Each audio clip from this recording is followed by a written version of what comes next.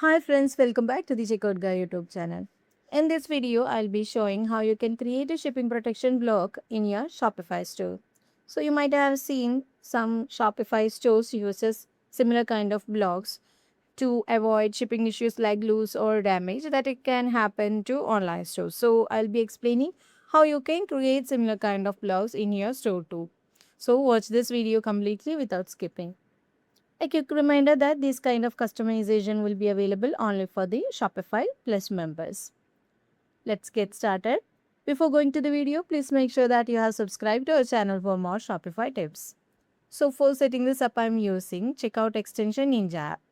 This is easily available in the Shopify App Store. You can either download it from the Shopify App Store or I will be attaching the link to this app in the description box. You can just check it out. After your installation, go to the admin panel and click on Checkout Ninja app and go to the block section. I have already created a shipping protection block. Let's delete this and add the new one as the shipping protection log, and there will be some default template of different blocks available here. You can just choose any from here, otherwise you can just close it and click on add new block.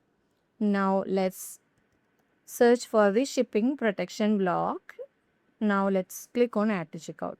First thing, we have to give a proper title so that you can easily identify this from your list of block.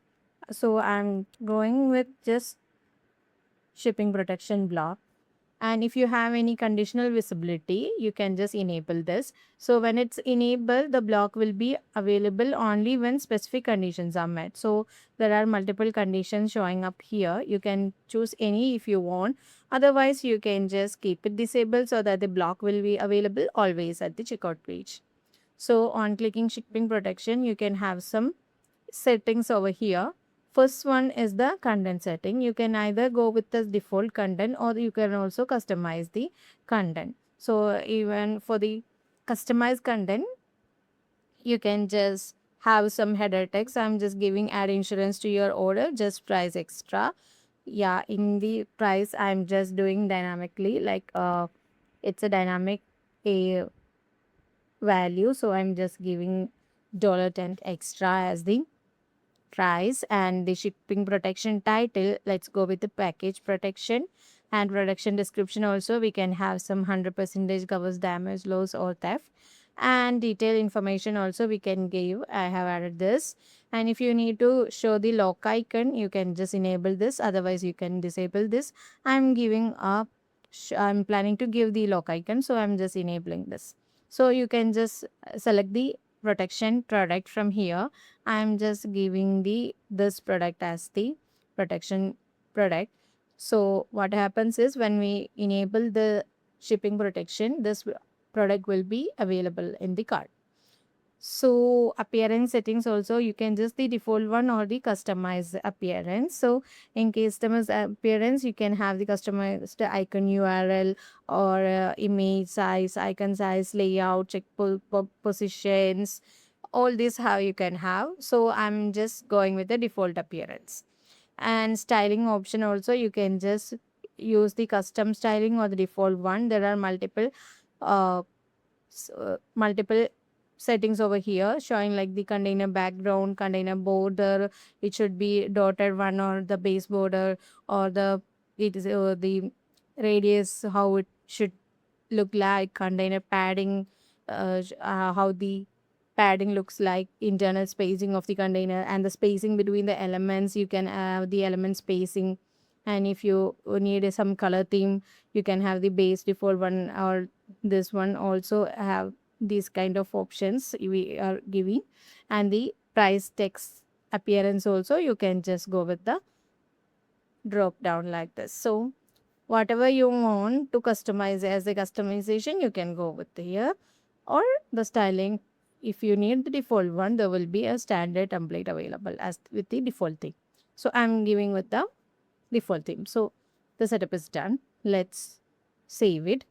Before going to save, just make sure that the status is active. Now let's save it. So after saving it, you can just get some block ID from here. You just copy this and open your checkout editor page.